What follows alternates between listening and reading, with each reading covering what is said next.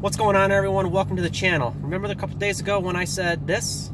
One of the brands that's going to be on the chopping blocks for the US market and China market is going to be Fiat. And then I'd said this. It may be the end for the Chrysler brand.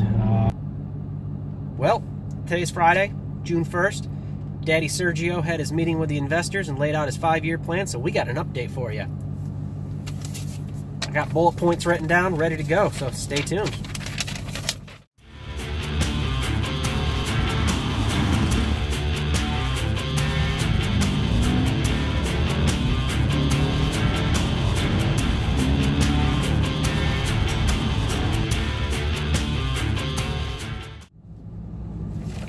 Alright, so first off, on this said 5-year plan that he laid out for the investors during the meeting today, there was no mention on this plan of direction or otherwise of Dodge, Chrysler, Fiat, or Lancia. Yes, they do own Lancia, if you didn't know that already. Lancia's not a big player in any of the real markets or anything like that, other than in Italy. They have, I think, one model over there on sale right now, so they're not that huge. But they've been around a long time, and they are included on a lot of their stuff, except for this 5-year plan, obviously. So what's going on with this 5-year plan? Well, we're going to get to the whole Chrysler issue that I mentioned the other day about being axed here in a minute. So I just want to go over a couple of other things first, real quick, and show you, point out some of the highlights of this 5-year plan. First and foremost, the reason why Dodge, Chrysler, Fiat, and whatnot wasn't mentioned in this 5-year plan is because this plan is designed to be focusing on the brands with a global presence. All right. Now, these brands include Jeep, Ram, Maserati, and Alfa Romeo. Especially on the Jeep brand, because of they are their most profitable brand that they have. With Jeep, they are going to be doing an expansion of the brand, which technically they're doing an expansion of all the other brands as well too. But notably with the Jeep, they got a couple things going on. Submodels of you've obviously heard of Trailhawk and the new Trackhawk. Well, there's going to be a new submodel called the Desert Hawk, which is going to be a sand prep vehicle of sorts. Not really a dune buggy or anything like that, so don't be thinking that. It's just going to be basically a Jeep designed for the sand dunes that you can drive on the street and whatnot. So that's coming down the road, so take a look, keep your eye out for that. Also, the Wagoneer and Grand Wagoneer is coming back, so there's a couple more models that's going to be adding to the portfolio for Jeep. Let's see, what else? Ram news. Oh yeah, there's a couple things going on with Ram. The Hellcat powered TRX, that's a go. It's coming.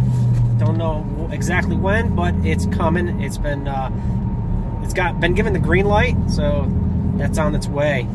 Personally, I think they should also do a sport truck of that as well, rather than just, you know, obviously have the 4-wheel drive, because like the Raptor, it will sell, and it's going to sell, I guarantee you that.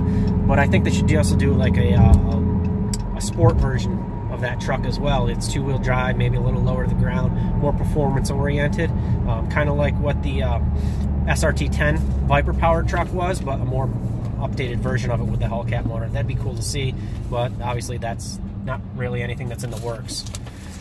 Going from there, oh yeah, the other part of that Ram news. By 2022, Sergio has confirmed that there will be a new midsize pickup to be launched under the Ram brand, and possibly under the Fiat brand too. So there's a little heads up on what's going on with that Fiat brand. Obviously, if Fiat gets pulled out of the United States market, then we won't be seeing it branded as a Fiat, which is fine. You only need one of them branded here, and obviously the obvious choice would be Ram anyways for the US market, because, well, the Dakota. Just think of that. So could it be named Dakota? Don't know. We'll find out. Be cool if it was. What else? Let's move on to Alfa Romeo. Some big news there. Not sure if this is coming to the States or not, but they will be resurrecting the iconic 8C, and they are bringing back the GTV. Those have a pretty storied past overseas and basically in Europe, and I don't remember. I think we got a version of the 8C here for a little bit too before the 4C. So those are coming back out. They're going to resurrect them and re-release them. And let's see, moving on from there, they are going to be putting forth $1 billion, $1 billion investment on the advancement of the electrification of their lineup. Forecasting to have an electrified version of every model by 2021. That's going to be pretty ambitious. Almost halfway through 2018, and they're going to start electrifying these. I'm assuming, well, you know what happens when you assume. You usually make an ass of yourself. But I'm assuming that when he says electrified version of every model, I can only assume that he means actually every model in the lineup. So all the Alphas, they will have an option of some type of electrification. Probably, most likely, most of them will just be a hybrid version, but he is talking about plug-in hybrids, full electric, stuff like that coming down the pipelines. And that leads us into the next point.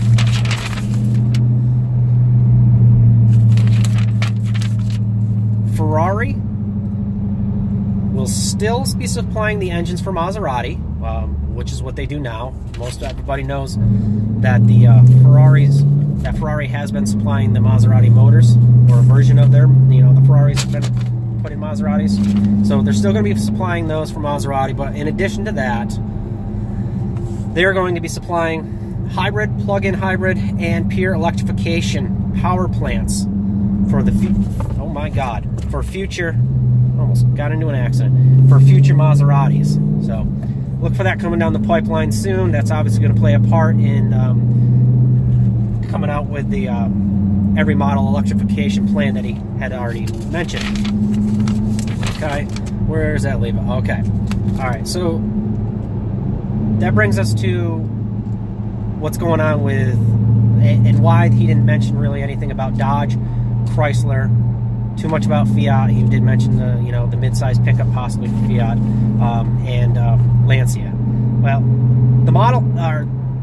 the brands aren't going away. So what we were hearing the other day with Chrysler being possibly getting axed, he did confirm that that's not happening. So there's just nothing in the pipelines right now. He's not really focusing on having the plan to focus on that. That's not to say things won't be changing here in the future. We already know there's some things in the works for Dodge with that Hellcat picture that was revealed a few weeks ago, or with the new hood and whatnot, the dual snorkel. And I heard that there's a possibility of like a wide body Charger, maybe. Don't know if that's going to be accurate or not, but they are also working on moving the Charger and Challenger off of the Mercedes E-Class to an Alfa Romeo, or the E-Class platform to an Alfa Romeo platform. So if with Chrysler living on, I would assume you're going to see a new version of the 300 that's on that platform as well to go along with it. With that being said, that Chrysler's not going anywhere. One of the reasons why is because of the new Pacifica, especially the hybrid version of it. Waymo, which is a company that is owned by Google, they're into autonomous vehicles, unmanned driving, self-driven vehicles and stuff like that. They have committed to purchasing like 62,000 hybrid Pacificas for this year, and they're going to be installing their products for autonomous driving into them. And Google/Waymo is projecting to have a self-driving ride-hailing service that's going to be launching later this year. So that's going to help with the Chrysler sticking around for a little while at least. So that's at least some good news. Not really some bad news. Nothing got axed, so that's good to go. Chrysler's not going anywhere anytime soon, at least. So we actually can kind of consider this Daddy Sergio's final farewell tour for this year, because that's his final 5-year plan before he hands over the reins to the next in charge and he retires from FCA. So just want to do this update for you guys. I told you I would. Here it is. And do with this information as you will. Just consider me the messenger.